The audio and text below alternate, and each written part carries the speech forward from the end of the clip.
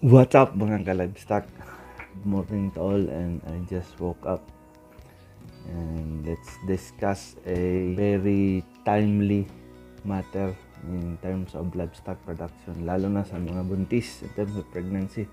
Sasagutin natin ngayon kung may basihan ba or tunay ba or is it a fact na yung lindol, again lindol, yung lindol nakakakos ba ng abortion sa mga buntis na hayop.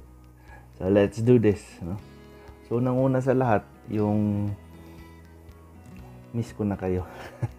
True or false ba yung lindol ay nagkukos ba ng abortion? So the primary concern for the na nagkaka-abort yung pregnant na mga baboy natin ay magdidepende yun sa stage ng pregnancy. Meron tayong early, mid at saka yung late. Pero yung isa sa mga pinaka-triggering factor na nagkukos ng abortion ay yung stress. Again, stress. Hindi yung mismong pag lindol, kundi yung stress na na-experience, no? Physical stress and trauma caused by the seismic activity, yun yung nagkaka-lead or nagkaka-predispose sa hayop na mag-abortion. Ulitin ko ulit, physical stress caused by the seismic activity ay nagkukos ng stress. Bakit? Kasi doon sa yung mga hayop kasi na experience nila yung mga heightened stress at anxiety in physiological changes in response to seismic activities. Yung nakaka-experience sila ng lindol, nagre-release yung adrenaline at saka yung cortisol hormones. So hindi yung lindol, kundi yung hormonal changes.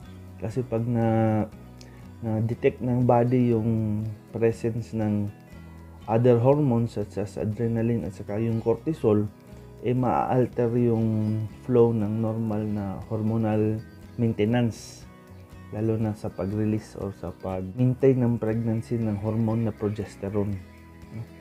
Sa physiological changes can vary among individual sa mga baboy. Depende din sa kondisyon, sa breed, sa genetics, at saka sa alaga nyo sa baboy nyo o sa hayop nyo.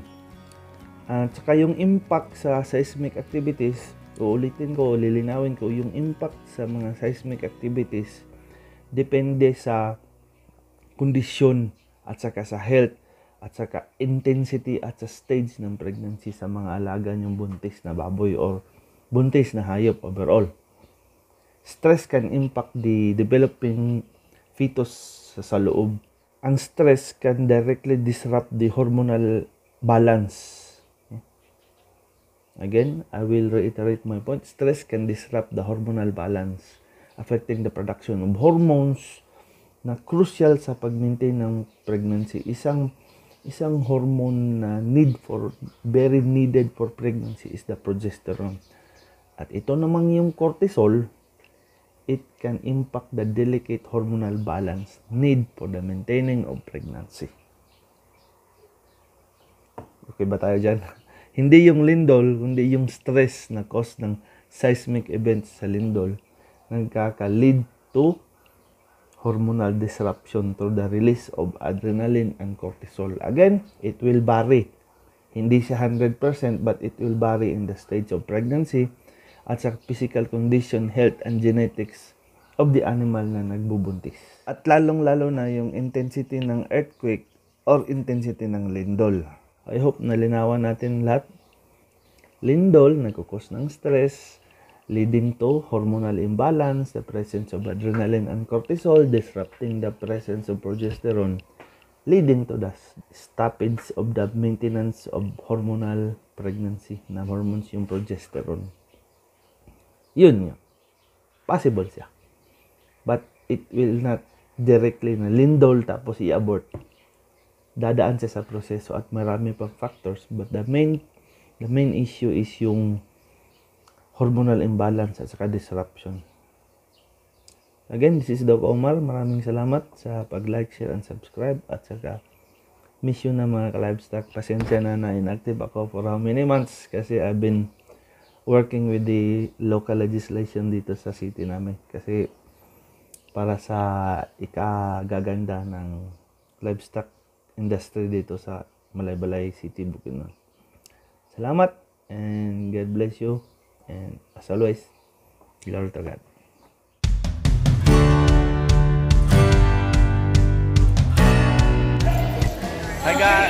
Hi guys, meet and greet Mama Mai and sa uban niya si Jack. Shut up.